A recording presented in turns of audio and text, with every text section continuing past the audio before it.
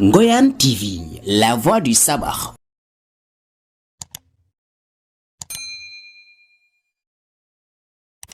asalaamaaleykum mbokk internet yi taxaw di suivre seen chaîne YouTube bii di Ngoyane TV ñun dañuy nuyu ku fi nekk fi nga mënta nekk ñu lay nuyu di la dalal di la wax ne tey nag comme ni ñu ko xamee rek Pencco tey dañu am gan bu mat gan nag waaw naa ne bala muy xuus waxtaan bi rek dama koy bàyyi ngeen découvrir ko mu présenté wu wax ñu mooy kan wax ñu fan la jógee tey ji di ngeen am waxtaan boo xam ne macha allah waxtaan bu neex waxtaan bu jaar yoon sëñ bi ñu ngi lay nuyu.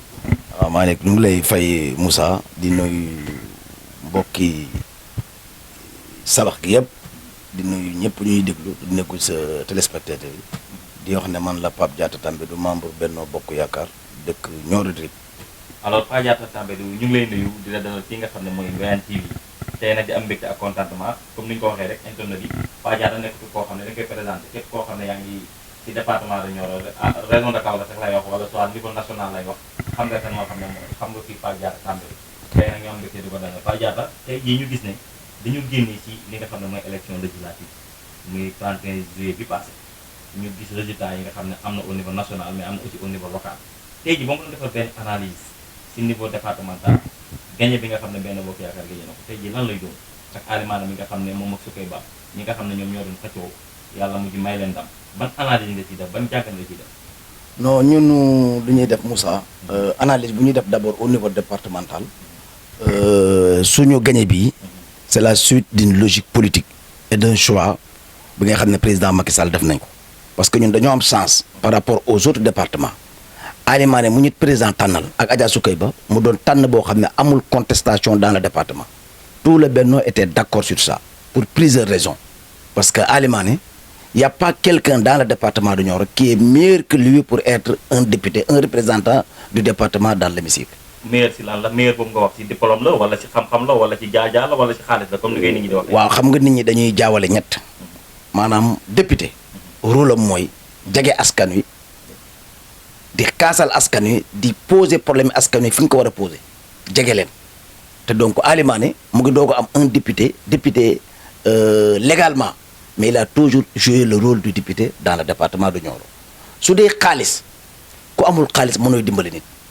ku amul xaalis sax mënooy jaamu yàlla bu baax. kon xaalis dafa bokk ci critères yi nga xam ne moom la war a falee nit. dafa bokk ci critères yi. mais kon ku amul xaalis am xam-xam est-ce que moom mu kii na falu mun na. non xam-xam mooy indi xaalis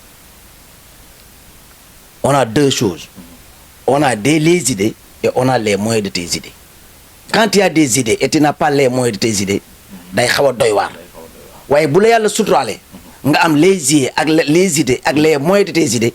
loolu tànneef la ci tànneef yi donc ñun lu am nañ loolu ci Ali am ko ci Soukey Ba mooy benn bi ñaareel ba mooy nit sooy tànn da ngay tànn ku jubóo ki bokkam te Ali jubóo na ak waa Nioro yi dans le département de Nioro. non département de Nioro leen mën a wax mais mënuñu wax ne Nioro commune parce que boo xoolee résultats yi nga xam ne am na Nioro commune. Nioro commune soo ko seetee logique bi la xam nga nit ñi dañu am ñaari paramètres yu ñuy jaawale. élection municipale et rurale ak élection législative. élection municipale et rurale.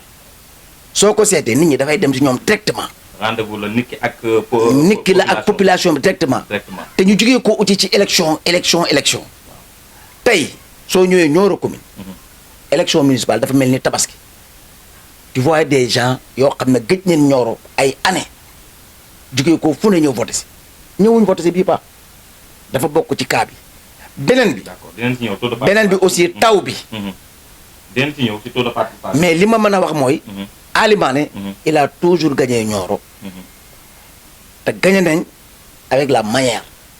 mais bu ñu xoolee ni ngeen gagné 47% à Nioro du Rip alors que xoolal ñaata nit ñoo nekk ci ginnaaw Alimane benn ci yow mi toog ak ñi leader yi ñoom Moustapha Ba ñoom bi tey Moustapha bi tey. li ñu gëmoon mooy. ñoom Jim Mamad Ba. li ñu gëmoon mooy. Soukey Ba. dama ne li ñu gëmoon. mooy dañu waxoon ne ñun Benno 90 et ces 90% devaient commencer par Nioro. oui lan moo changé. lu changé. mooy les gens n'ont pas battu campagne comme on devait battre campagne à Nioro commune. mais ça c'est grave. ça c'est un des deux. non c'est grave. non mënul leen jox xaalis fond de campagne. non du fond de campagne. du fond de campagne xam nga engagement dama ne xam nga nit ñi suñuy organiser wu. dañuy ndax suñu bopp. je donne 4 exemples. on a tardé à nous organiser à Nioro commune. da ngeen négliger Nioro commune. non Nioro commune du négliger. Il y a une question d'organisation avant et après. le pourcentage que nous avions au niveau local, tey l'implication du maire Ablaye Ba, l'implication des autres têtes de liste, ça a tardé à nous mettre en action. Moi, je sais ce que Matala représente à Nioro. À la dernière minute, le Matala doit commencer à activer. À la dernière minute, la Ablaye Ba doit commencer à activer. À la dernière minute, beaucoup de gens qui étaient avec Jim Momar doivent commencer à activer. À la dernière minute, le Moustapha Betey doit commencer à activer. À la dernière minute, le Maxime Montero def déclaration doit commencer à activer. Donc, dañoo topp le train dañoo yéex a jóg. Et ça nous a coûté ce que ça nous a coûté. Mais pourquoi ñoom ñu yéex a jóg alors que les directives ki nga xam ne mooy le président Macky Sall dafa joxe des directives. que ni département de Nioro Alimana la investi ak Soukeyba ànd leen ak moom. pourquoi ñi bàyyi ba dernière minute ñu doog a ñëw. am na ñoo xam ne ñëw nañ que de non. peut-être ils ont leur raison. parce que bu ñu xoolee moom moo gagné commune de Nioro mais daf ko gagné mais bu ñu ñëwee tey jii xool 47% bi nga xam ne moom la commune de Nioro am. non loolu dafa laaj ñu def ci jàngat. non je dis et je répète que. est-ce que ñoom dañoo ñëw mais est-ce que seen militant ñëw nañu. je dis et je répète que à Nioro commune. y a une manque d'organisation. D'accord. À Nioro commune on n'a pas bâti campagne comme on devait battre campagne. Ça c'est à qui veut l'entendre. Ça justifie les résultats.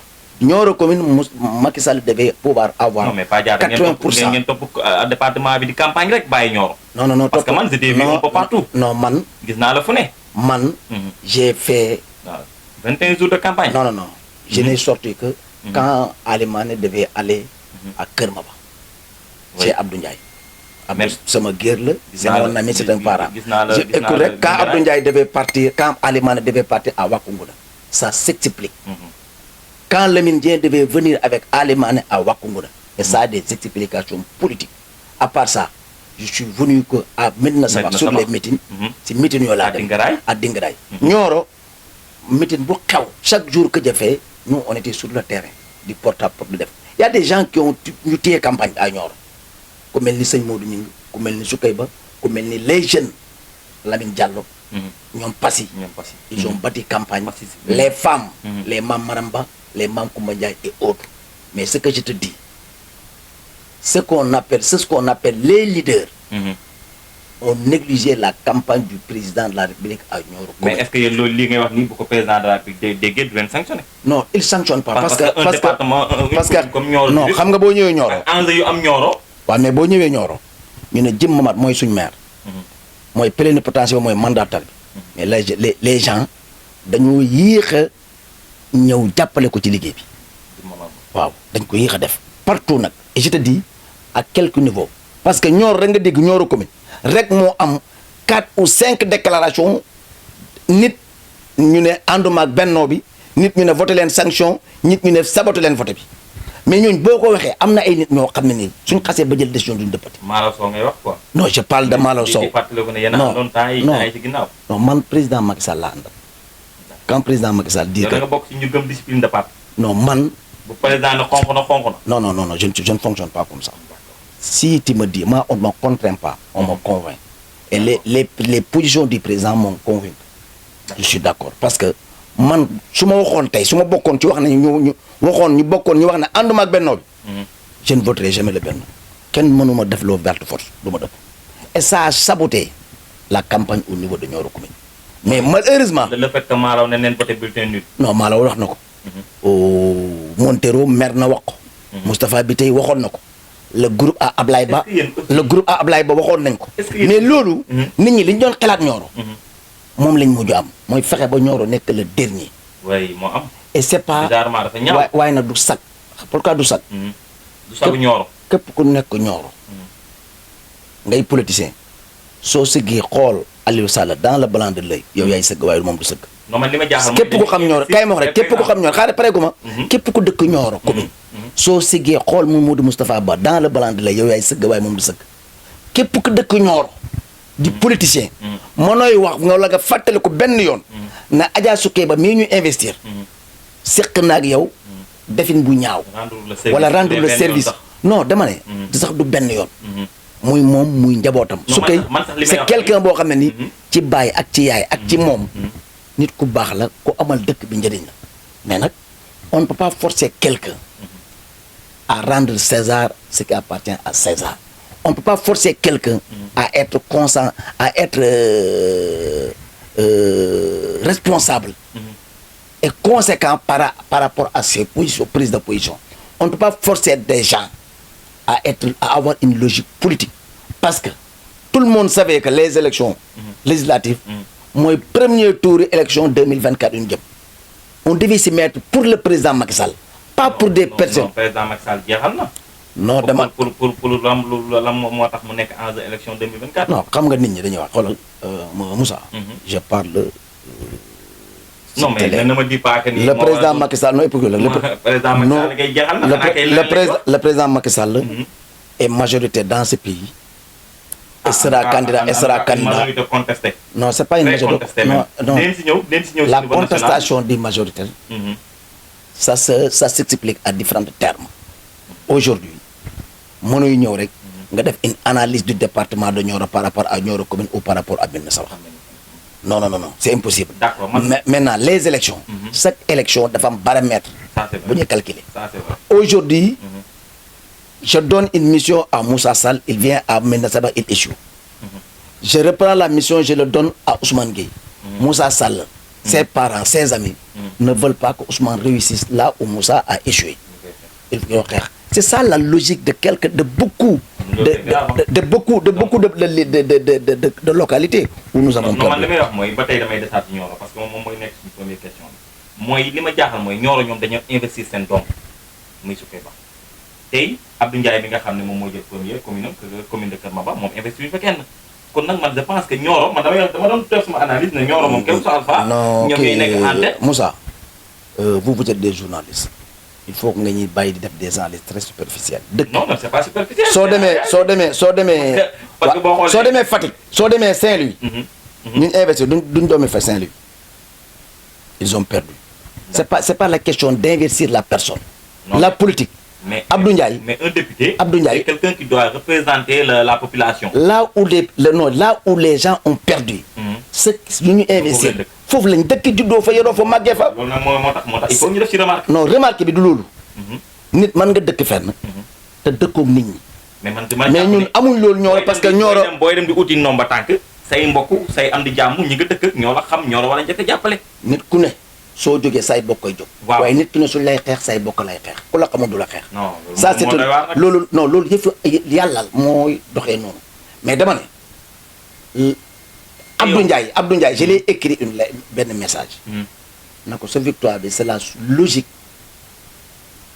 politique et sociale de tes vécus quotidiennes avec tes populations. may ma wax tuuti. Abdou Ndiaye waroo wax commune ne. non damay ñëw. Nioro bi. c'est l'échec de ces gens-là ces militaires ces kii là ces investis là. ñoom ak seen i mbokk ak seen i nangam ak seen i ñoo àndandoo. soo ma mayee ma développé benn par benn dama ne Abdou Ndiaye maa ko envoyé message wax ko loolu. Abdou Ndiaye kër ma jabel man kër ma ba la dëkk. il s'est comme Ali maanaam mii rek li ma la wax ne député lu avant maire la woon avant muy nekk maire. Abdou Ndiaye dafa nekkoon di dem ci ngénte yi. dëj yi defar armel defar lu ne dimbale élève dimbale ku ne te nekk amul benn ndombo tànk politique. ba mu soxlaa. dañ ko jox ndombo tànk. mais mu am mat ak juweem ni ñi mu doon xaccoon. soo seetee campagne ba campagne bi jeex. Abdou Ndiaye Salif Ba. Sada Sa Diallo ñooy ànd. muy am une gestion inclusive. te ñëpp ci loxo. su lu mu am jox leen toog. mais loolu moo am maintenant. et que lan mooy sanction am. mu ne nit ñi buñ la yaakaaree. bàyyi ñëpp topp la. dañ la ñu utal lay mbaa ñu rus. ba muy wax loolu nekkagul maire. donc moom logique la. soo ñëwee Nioro. nous n'avons pas perdu. on a eu 47%. mais à Nioro seul nga dégg dans l'ensemble du département de Nioro. qu'il y ait des rebelles contre la décision du président Macky Sall. mais malgré ça nous nous sommes battus pour avoir 47%. pour lu tax parce que Soukey moo ñu ko facilité parce que doomi dëkk bi la il a ay bokkam ak ñeneen lu tax parce que yàlla may nañu aussi ñu doon bañ yàlla wan leen ne li nga ñu bañ amul njëriñ mieux vaut tard que jamais dëpp leen même bu ñëwee à la dernière minute mais soo defee benn déclaration am na koo xam ne ku mel ni yow mën nga dëpp moom mënul dëpp c'est ça moo ñu dal bu moyee loolu nous sommes de l'APR et que tous ces gens-là sont de l'APR. D'accord. Nioro su ñëwee tey logique. warta jox Nioro 15e. mais sur le plan intellectuel. sur le plan de l'opposition. Nioro est la commune phare. On a plus de problèmes à Nioro commune. On a plus de problèmes à Keur Madiabel. On a plus de problèmes à Médina Sabakh que dans les autres contrées. Ça a une explication politique aussi. Mais, alors mais c'est pas Soukey, moi, une facilité sur une gagne. mais bien sûr que comparaison n'est pas raison mais boo gisee ñoo la def investir kenn muy nekk départemental muy kii la l'autre la bax Lamine la bax wàllu. waaw Médina Sabakh ñu investir fi ñaar. waaw Cheikh Sadibou Ba buntu bi ak ki nga xam ne mooy Ndeye Sow bokk gis-gis liggéey. te teewul Médina Sabakh gagné nañ ko avec 50% et quelques. Médina Sabakh dem nañ waaw. Médina Sabakh vous avez gagné avec 50% et poussière. 50,24%. Voilà. Vous êtes venu 14e après. 14e ñoo jël avant daare. Ah, non, même, c'est Médina Sabakh ñoo jël avant daare. non, c'est l'explication logique. Nioro tous les investisseurs ñoo bir Nioro Abdou Diaw Nioro la dëkk am fay bokk. waaw Lamine Ba Nioro la dëkk bokk ak Soukey Mbayeen gi. yaa ngi dégg. keneen dëkk Nioro bokk ak gaañi. Médina Sabakh c'est la même chose. mais vécu politique. ak aura bu Cheikh Sadibou bu am. Ndeye Sow am ko Lamine am ko Nioro. mais pourtant Cheikh Sadibou moo jël ñoo peut-être Lamine. Cheikh Sadibou moo jël 2e. à Nioro. waaw non yéen fii. fii à Médina Sabakh. élection municipale et tout ça. moo jël 2e oui. Ndeye Sow moo jël Ndeye Sow moo jëloon 4e. 4e. si mu juumul waaw. donc am na benn vécu bu ñu am.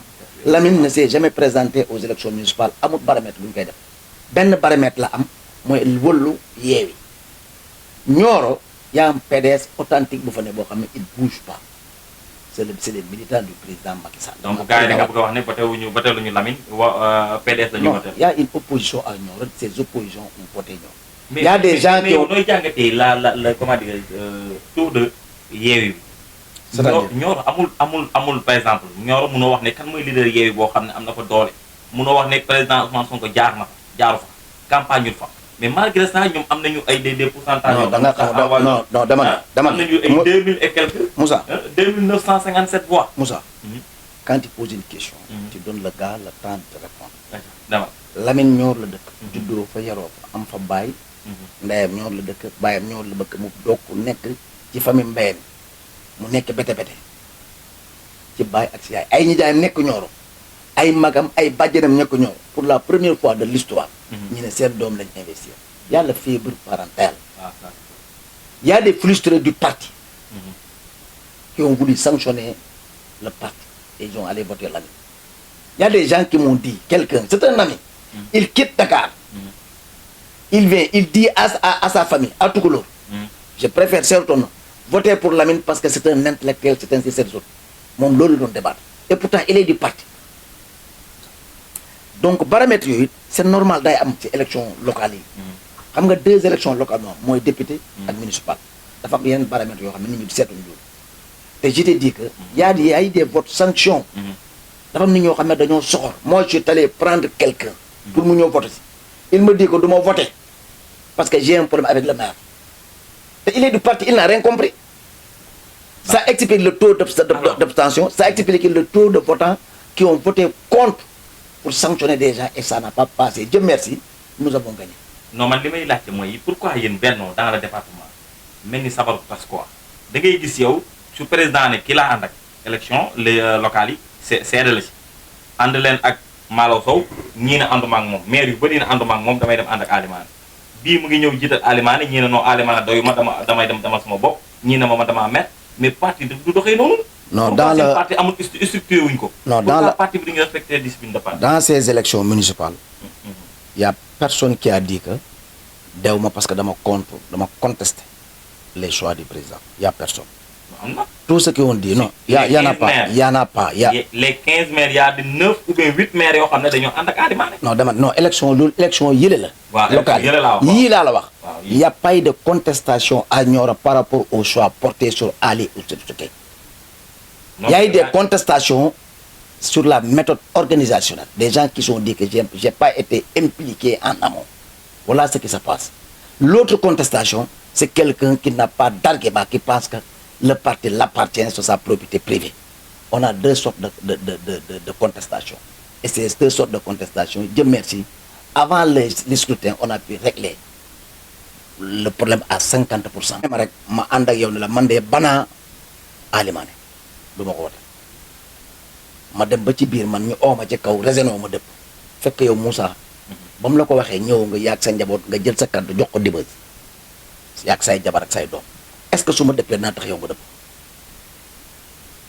mais loolu dafa waroon am benn liggéey boo xam ne moom nga woon def en amont yéen ñi nga xam ne peut-être non def en amont déjà mu may sax ma poser les questions boobu et yow ton rôle dans tout ça.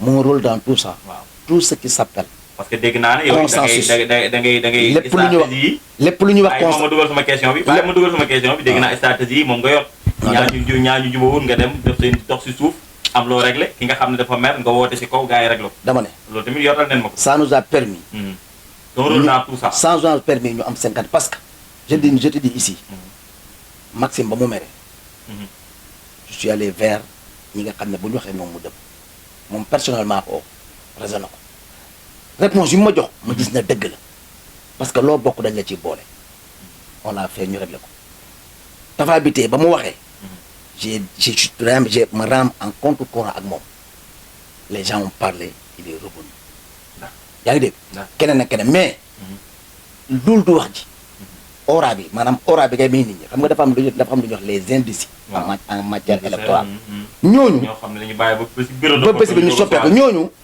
am na nu ñuy gëmee nit su ko bàyyee rek buñ bàyyee am nañu mën a baax départ waaye am na ñoo xam dama dem seet est-ce que kon yéen am ngeen ay militants si on a des militants et sympathisants mooy ñoo xam ne ñoom boobu bu ñu xasee ba jàpp nañu convaincre nga leen yaa leen moom non loolu amul si àdduna bi tey jii luñ mënta wax luñ mën a wax xamoon nañ ne ñëpp xamoon nañ ne Abdou Ndiaye day gagné Kër Maba lu nit ñi naqadi démboo bi Abdou Ndiaye exemple rek lay joxe Abdou Ndiaye laa la wax moom moo waroon a mën a toog tey na damaa mer parce que Abdou Ndiaye était investi déjà investi sur la liste le président lui a appelé génne ko ñaan ko mu may ko mais loolu mu meema rek mu mer nit ñi mer la ko Abdou Ndiaye en personne Abdou Ndiaye était investi sur la liste entre le 10e et 20e position liste nationale le président pour régler un problème président génne ko kooku moo waroon a mer non dama ne kooku moo waroon a mer waaye merul dafa dem campagne yi kooku moo gëm Macky Sall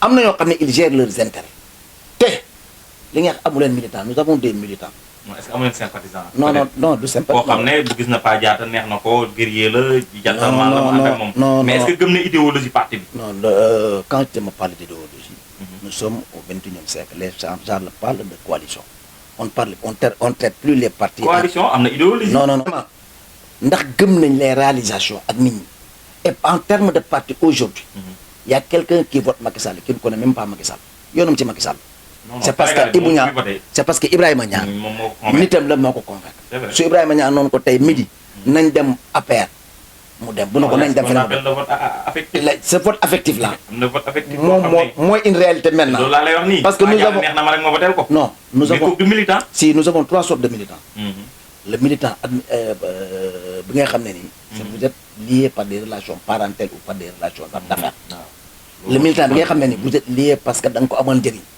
yaa koy fajal doomam yaa koy jox xaalis ak le militant bi nga xam ne da ngeen bokk ku ngeen gëm mooy le président Macky Sall et sur ces trois sortes de militants les deux priment sur l'autre man su ñu waxee militant nag essence militant lan mooy militant mooy ki nga xam ne dafa gëm idéologie bi nga xam ne moom lañ ko kooku mooy militant on n'a pas non di défendre une cause da ngay duglu ma wax la l'idéologie en politique mooy nga ne man marxiste la man socialiste la man libéral la loolu c'est démodé amatul non amatul léegi yaa ma neex rek daal non c'est la coalition de partis politiques par rapport à un programme Macky Sall a un programme qui s'appelait le yoonu yokkute mu pare ñëw le plan yoonu yokkute bi doxul yokku dara mu jël plan Sénégal émergent non ku émergent ku yokkut doo am émergent mën na sa wax nga dëkk su réew mi doxee xam nga su réew mi doxul xam nga ba nga juddoog mën na sa ba ni nga yam li fi Macky Sall li nga fi fekk ba Macky Sall la ñëw li fi Macky Sall def triplé na ko sur tous les plans bon ça dépend mu buñ ci duggee sur tous les plans non je dis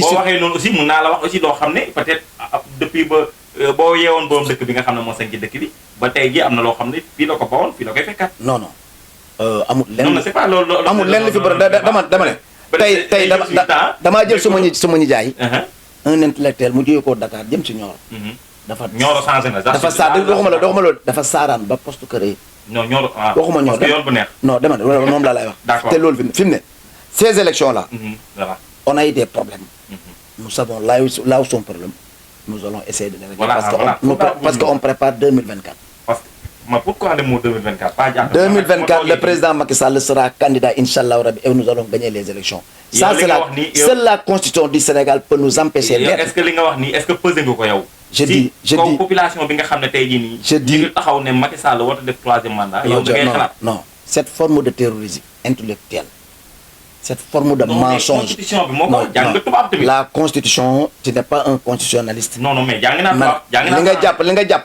moom laa jàpp mooy dañ ne nul ne peut pas être nul ne peut pas nul mooy kenn mënu ko Macky Sall bokk ci kenn boobu waaw kenn mënta def ñaari mandat yi juróomi at ci réew mi loolu la wax ju leer lañ wax si attendez pas vous l'avez voté non bind tu peux prendre ton téléphone nga génn la constitution génn ko constitution def na nul ne peut faire plus de 2 mandats consécutifs point la durée et de mandat est de 5 ans ah voilà non waxul loolu sax loolu def na nul ne peut pas faire un mandat de ne peut plus faire un mandat 2 mandats plus de 2 mandats de 5 ans plus sax lañ wax ñaareel non plus je suis désolé nag non waxuma dama ne non je suis désolé mais loolu waxul ne peut pas faire def na ne plus nul ne peut pas faire non boo ne nul rek indi nga négation nul ne peut faire plus de 2 mandats consécutifs point waaw mais lan mooy 2 mandats non 5 ans 2 mandats consécutifs de 5 ans xam nga waaye non yow interprétation boobu non arrangé wu ma pourquoi ngeen jël phrase bi non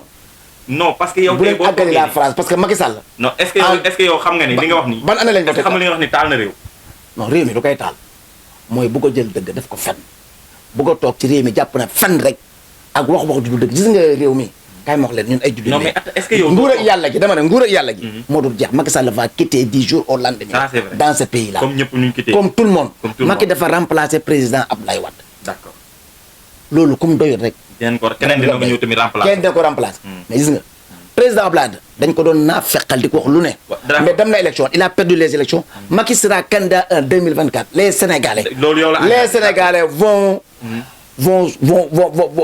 décider si bu leen doyee bu leen dawul on était candidat nous sommes candidats boo toogee yow nga amoon 112 députés léegi nga am 82 députés qu'est-ce que ça yaa ngi xëccoo benn député pour am majorité parlementaire qu'est-ce que cela veut dire ça veut dire que daf ñuy permettre sax ñu dem ci niveau national bi cela veut dire que day tax ni cela veut dire que doole bu nga xam ne moom la président doon natt tey ji yow tey sa analyse boo ko doon def da nga naan vraiment on a chuté moi je ne te parle pas de communication comme suñu gars yi def ay communication politique moi je te parle une communication réaliste communication réaliste bu mooy da ngeen daanu nous avons perdu beaucoup de zones. Merci. On doit se relever. On doit se relever pour aller à la conquête de ces zones. Merci beaucoup. Il y a pas de discussion. Non, attendez. Zone yi nga xam ne yéen a ko moomoon da ngeen ko perte. waaw mais moom laa la wax ala boo wax reconquête. da ngay reconquérir c'est quoi. c'est que li nga pertoon nga jëli ko. waaw ak conserver li ñu yor avec plus d'agressivité. ñi nga xam ne tey ñooro gii tey war nañu boole plus d'agressivité pour am plus que lu ñu amoon zone yu ñu perte xam nañ lu tax ñu perte ko ñu dem jëli ko suñu ay zone la woon c'est là-bas le vote nous est toujours favorable. lan moo tax ngeen perte ko est-ce que nit ñi nekkul ni 3e mandat benn bokk na ci yow nga taxaw nag ci télé bi ñëpp di la seetaan ngeen on te parle ñaareel ba bàyyil ma daaneel ñaareel ba mooy li nga xam ne mooy affaire de góor jigéen bi nga xam ne moom la ñu jiñ député yi loolu aussi bokk na ci li nga xam ne moo tax ñëpp génn ci yéen te boo xoolee foyer religieux ñëpp a voté contre Macky Sall. dama ne kooku dina defati 3e mandat xalaat na ko benn foyer religieux les foyers religieux dugguñ ci campagne yi. foyer religieux waaw mais perte Medina Baye. non dama ne foyer religieux yi dugguñ ci campagne yi. soo ne foyer religieux yi maanaam la personne qui les représente directement c'est des amis directs du président Macky Sall. non j'ai pas dit bu ñu leen boole mais damay ñëw. foyer yi kër yi moom laa lay wax dama ne kër yi. zone yi. oustaz mii. mën na nekk suma xarit. waaye oustaz woteeloo ñun suñ Sénégal dañuy fonk suñ kilifa diine yi. yow pour yow kilifa diine yi du ñu woteeloo. dama ne. mais ñaata yoon dañuy xaar ndigal. non mosooy dégg ndigal. ne di ko xaar laa wax. dama non duñ ko peut-être ndigal bi duñ ko wax ci kaw mais dañ wax suuf. non buñ ko waxoon ci suuf xoolal ñun suñ sëriñ ci buñ ko wax suuf dama ne. lu tax Alimane ba muy commencé campagne mu dugg ci kër kilifa diine yi pour ñu jox seen njaboot gi ndigal. non déedéet ba ñuy dem dañ ne. yow jullit nga mën jullit la. fépp fu ñu yaakaar ñaan campagne yi ba campagne bi jeex déggoo ko ci dee déggoo ci histoire jullit day ñaan nous sommes allés voir suñu kilifa yooyu tàllal leen ñaanal ñu ñaanal mais utili woon ndigal non ñaan lañ doon ut ñaan ngeen doon maintenant bu ñu doon campagne mosoo dégg ñu dugg fa tëgg ndënd wala wax programme loolu mooy campagne day ñëw ne la ñëw pour ñaanal ñu am jàmm nangam maintenant moi j'ai tiré dans le niveau national 3 choses d'abord c'est le problème de Benno Bokk Yaakaar le Benno dafa am problème si am na problème kon kay jaww ji troisième mandat si non am na problème et le problème de Benno Bokk Yaakaar on doit le régler à partir de notre parti l'APR d'abord l'APR nous avons un problème d'organisation et de communication no parti bi situé wuñ ko non mais si lay ñëw waa ji moo ko bëggee noonu non da nga may parce que soo ma bawul ma développé ba développé donc dama ne développé cette forme de communication moo ñu dese xam nga tey président Macky Sall li ñu def ci réew mi yow niiw nga xëy rek gis benn militant wala responsable wala ministre bu dem toog ci dëkkam dajale chef de village yi wala dajale ñeneen wax leen pour waxal leen lan moo nekk ci réew mi ñoom kii jot bi sax amuñ jot waaye da ngay déglu rek amuñ jot bi non si am nañ jot parce que xoolal duñ ko def kuñ ci tijjee coupe nga ñëw nga ñu dem coupe kuñ ci tijjee jàng nga def jàng donc y a un problème de communication qui pêche ñaareel ba su ma toogee naan sàll nga romb ma naan la sàll góor jigéen nga kenn tontuwul su ma fu ma ko waxee foofu am na man koo xam ne gëm na ma kooku dem suba toog sa benn joxe ay sàll bu Moussa Sall bu tànn ko góor jigéen la. non sama tur bi nga tudd góor jigéen waa déglu rek waa baal ma waa dama déglu ma rek. kooku dem wax loolu. keneen wax loolu. la mensonge. la désinformation est devenue une monnaie quotidienne. Et toutes ces formes de dire ay c'est des politiciens déguisés may ma rek may ma ñëw. C'est des politiciens déguisés qui font ça. Le président Macky Sall si ces questions il a été très clair. dégg nga kenn ku topp naan baar yi nañ ko dindi ci dëkk bi. baar jaaykat sàngara yi. non dégg nga ku taxaw ne Sénégal dëkk jullit la. caga ji yi ñuy utal carte. nañ ko bàyyi. dégg nga ku taxaw ne fi mu ne nii agression bi nañ def ne ku rayati ñu rey la mais ñoom seen problème mooy ils sont financés par des lobbies qui leur demandent de dire ce qu'ils veulent dire. Le président Macky Sall bañ ba tuddee seen bopp ànd sàmm jikko yi. waaw non jikko ñaari façon jikko la mën nga ànd jaaykat yi tukkati yaa mbay jaaykat naankati sàngara yi du ñu sàmm seen jikko. sàmmkati jikko doo fen doo wax lu dëgg. doo wax non c'est des menteurs déguisés. pourquoi réew mi dafa am nu muy doxee. de l'indépendance à nos jours président Macky Sall Obama moo la personne la plus puissante ci àdduna bi. ñëw na fi mu tontu ko lu mu ko tontu. loolu comme doy xoolal mais lu mu ko tontu daf na ko pare bu ñu dama na ko def na ko Sénégal déedéet. def na ko Sénégal déedéet Sénégal tant que maa ngi fi tant. waaw maa ngi fi duñ fi daganal góor jigéen beneen bi moom. suñ peuple yi sax pare wuñu pour kii. mais non suñ kooku li pare wuñ sax ci loolu. waaw maanaam ñun suñ xalaat ñun. tey diine la ñuy wax. d'accord soo ñëwee mel na sa wax. dañ naan ñii taalibe bàyyi leen taalibe beneen bi may ma continuer si loolu. beneen bi ci topp mooy. il faut que les gens apprennent à rendre César ce qui appartient à César. Macky Sall a beaucoup fait dans ces pays. Même dans ces foyers religieux yi ngay wax. tey benn dëkk dematu fi dem problème yi jàng. defar na lu ne. kër gan yi kër tout. Macky Sall.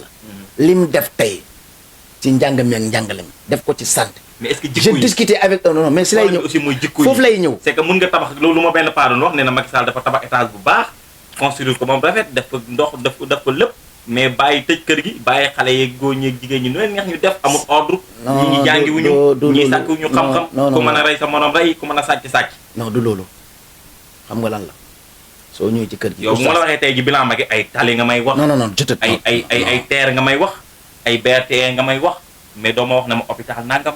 non si dama ne. doo ma wax ne ma école nangam. dama ne abri provisoire. ca commune bi nga bokk ñaata nga ci déggati ci commune bi nga bokk. man entrepreneur taux bi wàññeeku may ma rek man entrepreneur c'est que école 2 bi abri provisoire. waaw may ma rek waaye damay ñëw. dans le cadre de la santé. Sénégal moo gën a yomb paj ci sous-région bi man am naa mag ju damm ma war a fay 232 000 actes ñu ne boo amee CMU couverture maladie universelle boobu nga xam ne may ma rek c'est 0 franc non loolu matu ko 2 mois c'est 0 franc tey les enfants moins de 5 ans seen paj personnes âgées yi seen paj Sénégal bokk na ci réew mu gën a yomb état faj jalis bokk na ci réew mu ko gën a yomb tey jabet yi seen insuline Sénégal bokk na dañ ko subventionné gën a yomb mais aujourd'hui ñan ñooy césarienne c'est gratuit tey nga dem ci njàng meeg njàngale mi ñu am ay jàngalekat yoo xam ne amuñ doole waaw ñu yokkal leen wëral Afrique ñoo fi gën a baax li ñu fay ci jàngalekat nga ñëw tey là où on pêche on doit régler le problème c'est le problème avec le monde rural mbay mi te foofu te foofu moi j'invite à l'État du Sénégal de supprimer la subvention des semences semence yi nañ ko bàyyi ku bëgg a bay dafa foofu la non foofu may ma ñëw état amul jiwu amul benn doomu jiwu non dama ne si jiwu état lu mun def mooy opérateur yi lay mën a libérer opérateur yi dem négocier jiwu lañu war a bàyyi kuy bay soo utee jiwu li jafe nit ñi mooy engrais ak machine am nañ jiwu sax baykat yi dañuy denc waaw moom laa la su ko defee ñu travailler les paysans sensibiliser leen mbiri jiwu ku ne uta ko sa bopp li ñuy def ci jiwu c'est des milliards li ñu amel opérateur c'est des milliards ñu dem def ko ci engrais bi ak machine yi te état mu ngi góorgóorlu sàll ba Macky ñëwee léegi li nga gis ci tracteur subventionné dans la commune de Médina Sabakh mosoo ko fi gis mais bu mu amee tracteur fi mu ne mu ngi ñëw ne li ci des mooy ren non jiwu sax soo bëggee takk jabar nag da nga doon góor waaw mais bu fekkee am nga xaalis amul leen te doonoo góor amul njëriñ ku bëgg a bay da nga am le minimum mooy da nga am jiwu am saret ak mbaam wala nga am fas. mais engrais bu dee soo ko paree koo xam ne il peine à avoir. loolu laa lay wax foofu mooy wax ji beneen bi ko métti foofu mooy suma proposition man. suñ génnee les milliards yu def ci jiw bi. danañu mën a yombalal engrais bi. c'est là où je passe. mais sur le plan côté matériel. 60 000 francs nga am aussi. nga am semoir te semoir yaa ngi koy jëndee 210 000. d'accord état mu ngi góorgóorlu. instant bi moom ba ma la waxee bilan Macky rek globalisé nga lépp. non dama lay wax benn par benn non nit ñi mënuñu wax suñu bilan bi. man yaa ngi woon ci benno soo ñëwee tey. waaw yaa ngi woon ci benno non ci benn soo paree ci benno bi nag. dama bëggoon ci paree ci benno bi ma am lu ma la parce que da nga wax. non li ma la ci benno problème yi lay am. ñetti problème yooyu nga dégagé mooy tey Macky Sall. dafa war a réorganiser le parti. un parti s'organise saniñ. est-ce que xam nga la mooy risque yi nekk ci réorganiser parti. may ma rek ma wax la. xam nga risque yi. waaw may ma tuuti. élection yi jëm ba ñuy dem élection dañoo organiser parti dem élection dañu dajaloo ñu ne kii diw mooy président comité électoral bi diw mooy plénipotentiaire bi diw mooy def lii diw mooy def lii loolu de organisation xoolal choisir c'est éliminer un parti doit être organisé. mais éliminer c'est créer des adversaires. non on ne peut pas ne pas avoir des adversaires yonent bi moo gënoon day am adversaire mais ndax adversaire bi ngay am bu baax la wala bu bon.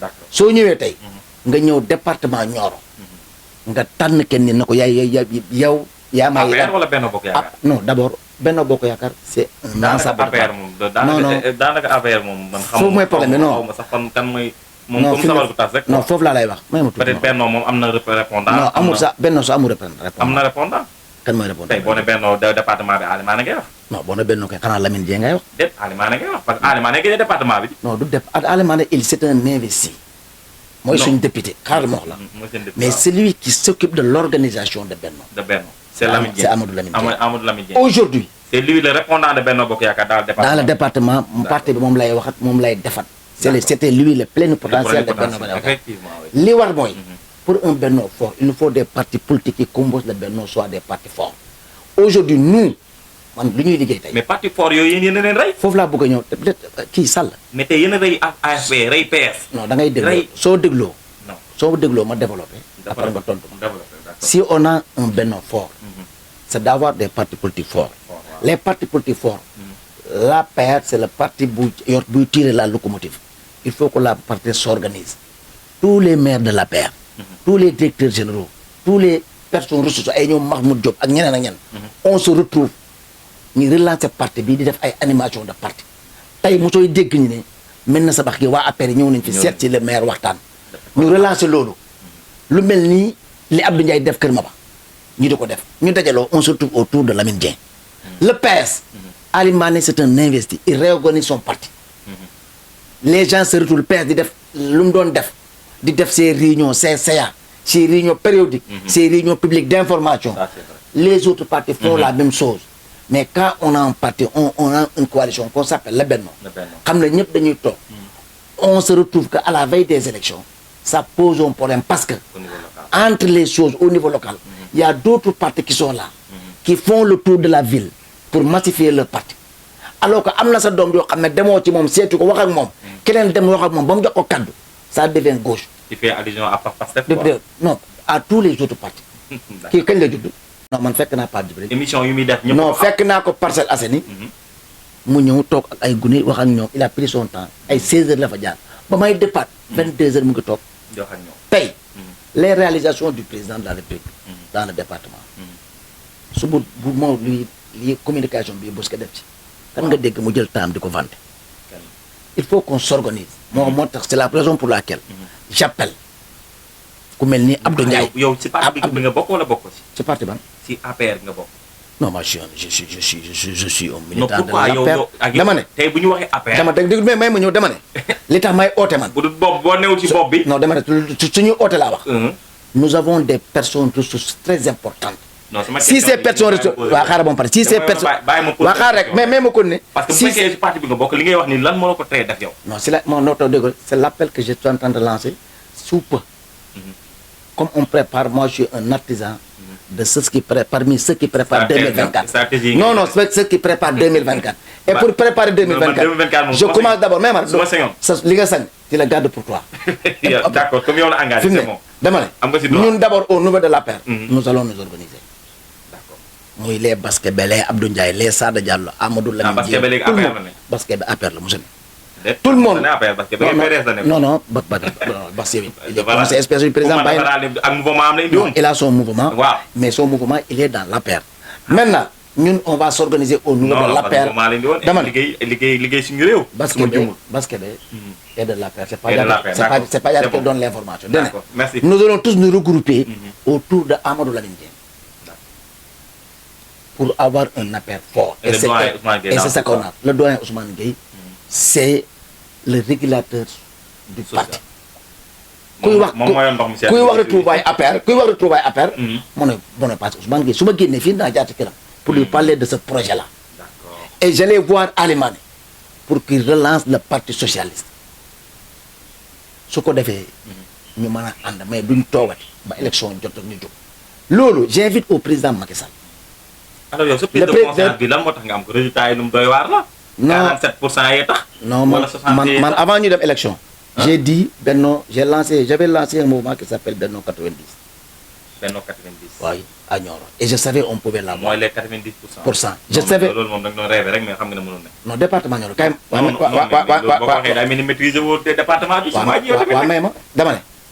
Va dans prends arrondissement par arrondissement. Yo Podor bi nga xamné ñu koy est-ce que amna 90%? Waxuma lool dama né ñun on n'a pas ce que Podor a. Puis mieux servi que le département de Nioro n'existe pas dans ce pays. Tu vas dans l'arrondissement de Wakungula. Tu trouves là-bas Amadou Lamine Dieng, directeur général IPRES, l'ami de Macky Sall. Tu trouves là-bas Moustapha Niasse, président de l'Assemblée nationale. Tu trouves là-bas Serigne Mbaye Thiam, ministre de Macky Sall depuis l'arrivée de l'alternance. Tu le trouves là-bas Bassirou Kébé, conseiller spécial du président de Macky Sall. Tu trouves là-bas Abdoulaye Diatta, maire et secrétaire général de l'ANPES. Tu trouves là-bas Abdou Ndiaye, conseiller chargé de mission, ami de la première dame du président. Ami de la première dame du président de la République, de Moustapha Babouské, de Doudouka, et maire de Kermadjabet. Tu trouves là-bas Maguette Niasse, qui est une pionnière du parti. Tu trouves là-bas Amidi Diop, maire d'Andramé Escale, épaulé par Mariama Dramé, directrice de l'ANCA. Tu trouves là-bas Amadou Diop, entrepreneur, maire et réélu. Là-bas, si on s'était on s'était bien organisé, tu trouves là-bas Sada Diallo, tu trouves là d'autres personnes ressources, Moustapha Thiam. Maintenant, là-bas, s'il y avait une très bonne organisation autour de Amadou Lamine Dieng et d'Abdou Ndiaye de basket et autres, on pouvait avoir temps. Mais est-ce que l'ambition moy freiner li ngay def ni? Non, il y a pas. Yow li nga na def ni ce projet bi. Est-ce que xam nga ne bon je t'encourage. Il y a pas d'ambition. L'ambition. Il y a pas d'ambition là-bas. Non, il y a l'ambition. Ñi nga limé ñi yépp kenn amu ci ambition. Non, ambition xam nga la. C'est de réel Macky Sall. Ambition xam nga la. Pas vraiment réel Macky Sall aussi. Non, mais ambition bi c'est de réel Macky Sall. Ambition bi c'est de donner nos différents responsables les moyens de faire leur politique à la base. Et nous avons un État, l'État peut le faire. Tu viens dans l'arrondissement, tu viens dans le Sabakh. Voilà. Ce que nous avons dans le Sabakh, et pourtant on n'a rien. Et pourtant ici. Non, laisse-moi venir. PCA depuis 2012. Non, laisse-moi venir. Et quel genre de PCA? PCA 6, il n'y a rien là-bas. Coquille vide. Donc, tu viens dans la Sabah. Tu viens dans la Sabah. Et pourtant, on vote toujours. Ouais, non. On vote toujours Macky. Moussa, tu me laisses développer. Bon, bouger émission venir. D'accord. Pour te dire qu'on peut avoir 90%. Tu viens dans la Sabah, qui n'a rien, qui a ses fils qui sont contre le président. Le Sabah n'a aucune nomination. Un PCA, pas comme les autres. Ousmane Gueye, fidèle allié. Tu as la sœur de Arododia, Aminata Dia. Tu as le maire Ibounia. Tu as notre ami et frère Salou Cissé. Tu as le fervent et le grand Goumbagay qui gagne et qui gagne encore. Tu as Mamoussa. Gueye Poste.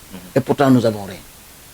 Et pourtant, la commune de Médina Sabakh m'a électorat dans le département. Si on donne nos amis là les moyens de faire de politique, on me dit aujourd'hui, je dis que mettez Goumbagay au conseil. Salou Cissé, c'est un homme d'entrepreneur, c'est un homme d'affaires, donne les lieux de marché. Des marchés. Quelque part. Renforcer Ousmane Gueye, nommer Ibounia. On peut avoir tout ici. Tu viens dans le RIP. Le RIP, y compris l'arrondissement de Paoskoto et la commune de Nioro. Tu as Jim Moumad. Tu as Padjara També. Tu as Alimane. Tu as Alimane. Tu as Ali Diadjou et Alsan Bay. Tu as Majmour Diop. Tu as Babakar Diop. Tu as Samba Sall. Aussi. Qui fait un excellent travail. Il est servi aussi. Tu as Moustapha Cham. Le duo Moustapha Cham Ablaye Ndour. Tu as Balambay Alimane. Tu as Nafiso. Tu es dans la commune de Nioro. Tu as Beidi Suleiman Ndiaye. Tu as Maxime Montero. Tu as Amad Tambero. Tu as Soukeiba. À ces gens épaulés par des gens qui ne sont pas politiques. Tu as Alioune Farsal. Tu as Mamadou Moustapha Ba. Il y a un problème de méthode et d'organisation, mais ce n'est pas un problème d'appartenance au parti politique. Macky est largement... Si on s'organise, on peut avoir plus que ça. Tu as les alliés. Les alliés. À Nioro, ICS, Amna Fadara. À Nioro, mon ami et frère Moussa Ndour, les rénovateurs. Amna Fadara. À Nioro, non, je veux dire que il nous faut qu'on responsabilise Amadou Lamine Dieng, qu'on lui donne la chance. Est-ce que sur un plateau d'argent comme ça? Est-ce que tu peux croire un Amadou Lamine Dieng qui dirige la paire, un Alimane qui dirige le Parti Socialiste Aksrim Bay, un Matala Fall qui dirige la LDMPT, qui a des responsabilités partout dans le département, un Sabakh renforcé. Mais il faut qu'on arrête de nous voir, de nous organiser, de nous réunir qu'à la veille des élections. Il n'y a aucun responsable, qui va se plonger sur des initiatives qui sont désavouées. Mais nous allons nous organiser et nous allons demander au président Macky Sall de recevoir les différentes parties. Ce que nous sommes en train de faire, ce n'est pas de la politique. Tu viens à Kaolack, tu reçois tout le monde. Tu reçois les apéristes. Ils te disent quel est le problème. Tu leur dis que top pour le ce gars-là. Mais tu te rends compte que s'il échoue, tu le changes. Tu cherches un autre. Tu reçois les socialistes. Tu reçois les autres alliés. Macky Sall, ces élections-là, les qui up, n'a pas de responsabilité. À commencer par les élections locales, oui. En personne. Tu vois, oui. Résultat, côté positif ou côté négatif? Côté négatif. Parce que les élections, c'est la suite logique des élections municipales. Amna ko xamante da doon voter Ibounia nek risque parallèle. Mentalité bu Katim am de dépassement. Mentalité bu Salif Ba am. Mentalité bu Ousmane Gueye am. ñeneen ñi amuñu ko. Li nga wax ni c'est pertinent parce que même tay bu togon ñaa moko gagnon largement avec 1000 nangam voix. Non, tay bu togon tay daf ko pet. Suñ togon ñu né à Kër Mañ mel na Sabax ya 4 éléments. Mais Macky ñun ñep mom lañu gëm. Il les appelle, il les reçoit. Li la bëgg ngeen def. On distribue les rôles, nous devons gagner à 100%. C'est ça là où j'ai mis le président Moudiapalin. Nous avons des alliés. Nous avons des alliés honnêtes et sûrs sur qui nous avons séminé 10 ans. On n'a jamais eu de problème dans le parti venant des alliés. Et je les manque de passage. On a ce qu'on devait avoir. on a un bon représentant à l'hémicycle, Ali Mané. Il nous faut de très bons ministres, des bons directeurs généraux politiques pour qu'on redresse la barre. Les zones où nous avons perdu, moi j'invite au président à la retrouvaille de la famille libérale. non est-ce que nekkoon na yow député. non j'ai dit. député j'ai tout non écoute dans le jox benn quand Aliou Sow disait 35 ans libéral. dama bokkoon ci ñu ko gëm te moom laa gëm ba léegi. Macky Sall ne peut pas être en déphasage avec le président Abdoulaye Wade. non yow waxoo ma ba tey rôle Macky Sall bi ci de résultat yi côté négatif. côté non mobiliser côté négatif bi mooy lan la Macky def moom en personne. c'est de ne pas responsabiliser les gens à temps et de laisser le parti entre les mains du Omadi et des lobbying. Dans chaque département le parti est laissé dans les mains des lobbying. Ouais, mais non. Et des Omadi. Non, écoute, aujourd'hui, quand moi je rends compte sur les activités de l'APR à Nioro, au président Macky Sall. Les réalisations. Waaw non les activités du parti. D'accord. Mais président. zone mel na sabax bii de. déglu ma rek zone mel na sabax tant d'éléments la am Ousmane Gueye moo fa nekk moom kenn de ak diw nañ renforcer diw. diw de mbokk yi mais jama seen problème yi ndox la. waaye fi mu ne am nañ ndox nañ def lii. courant la problème quoi kan moo ci rendre président avec tous ces programmes que nous avons. kan la. nous n'avons pas. Le président compte. Non, mais ne me dis pas des chargés de mission. Bassirou Kébé par exemple. Bassirou Kébé. Et les Abdou Ndiaye chargé de mission. Abdou Ndiaye moom Macky Sall il paraît que. Abdou Ndiaye chargé de mission là. Mais li mu wax président c'est par rapport à des missions bien déterminées. Bass Kébé il est conseiller technique chargé de l'enfance. Sur les questions de l'enfance. Ali Mané. moom nga xam ne moom la teewal non déggu Ali Mané.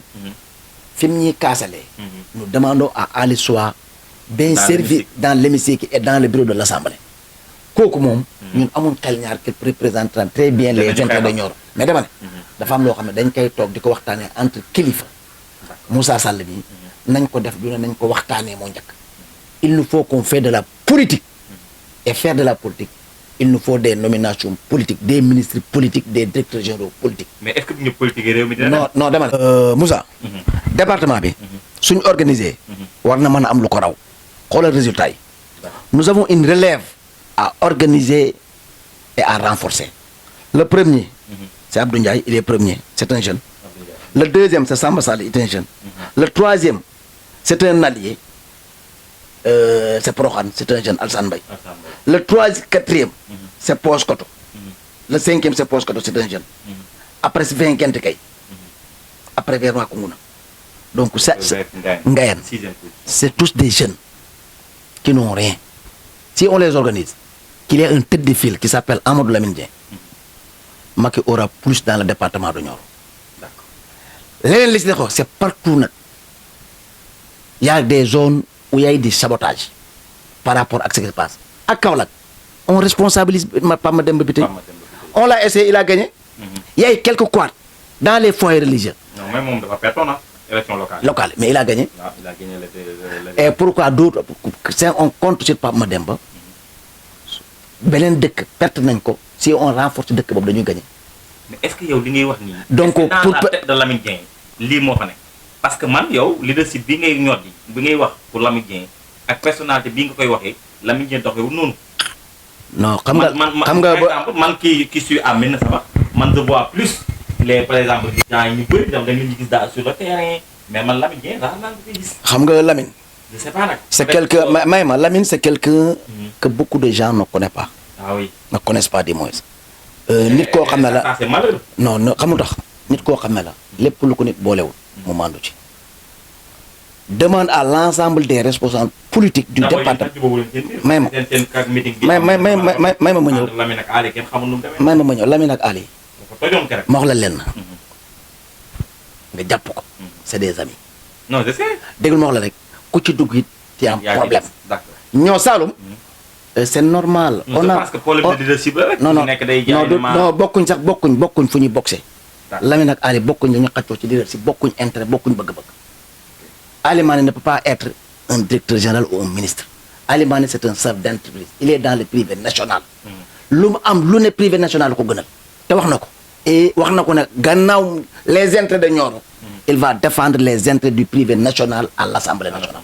donc bokkuñ ko ñaareel ba c'est deux amis Lamine s'est battu pour Ali Fadou beneen bi mooy Lamine il est jeune comme les Abdou Ndiaye mooy suñ topo la maanaam ñun dañ topp ci koom rek ñoo bokk gis-gis ñoo bokk xalaat ñooñu ay ndaw lañ il faut mag mu leen dajale il peut le faire te président Macky Sall jëlal na ko et Lamine il a de l'expérience il a fait 15 ans de directeur général. Il est proche de Moustapha Niasse. Non, il est proche il est proche de tous les alliés, de tous les partis alliés. Lamine aujourd'hui, il est en phase avec.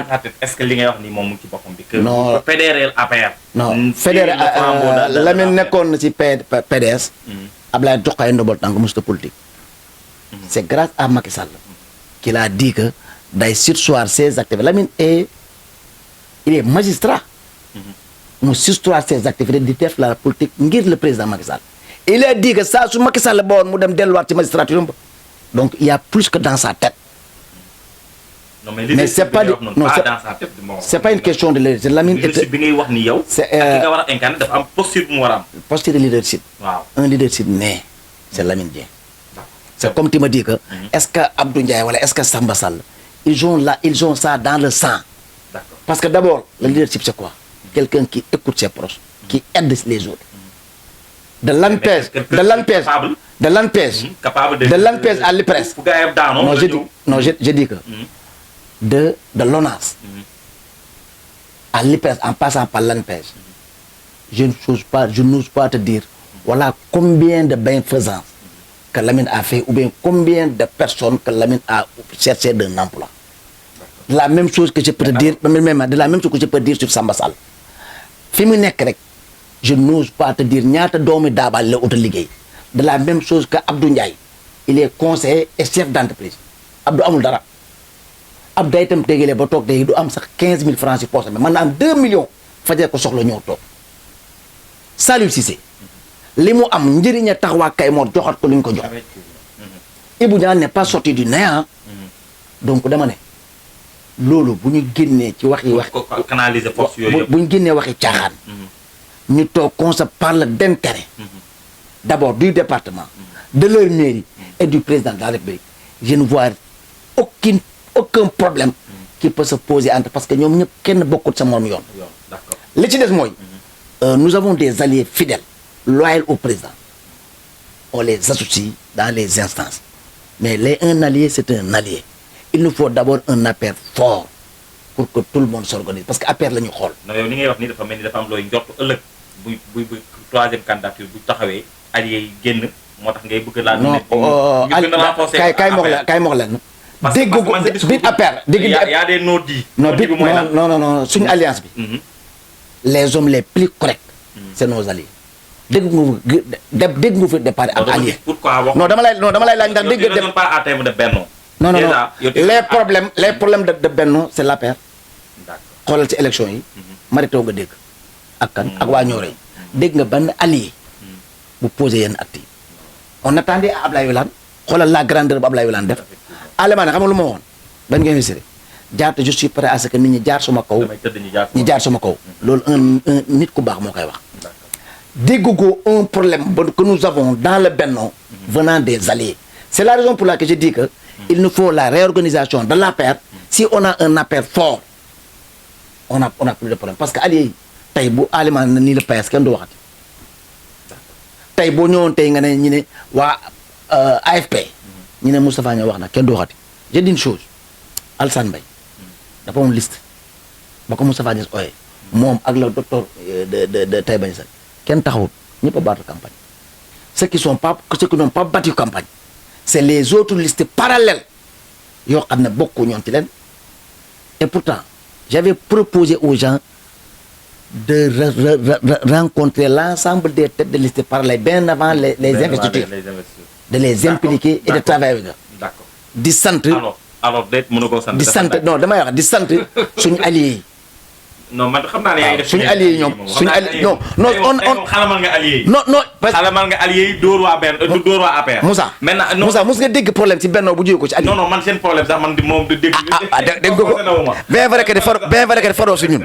bon xool nga si yéen. waaw mais maintenant li ma lay jeexalee mooy dama dégg benn waaye waxoo am solo mi Abdou Ndiaye nee na ko président Macky Sall gestu waa àll bi boom loxoy wow yii ñoo lay fal te boo xoolee Macky Sall il a gagné un peu partout dans le monde rural alors que Dakar bi nga xam ne wala soit les grandes villes da ko perte alors tey loolu yow lan nga si wax pour une dernière question rek bu paree nag ñu tëj. waa monde rural yi. waaw dañoo gore. waaw te ils sont en phase avec le responsable. est-ce que ne bourse familiale may ma non mën naa tax sax. am na ñu am bourse familiale Dakar am na bourse familiale de. am na bourse familiale.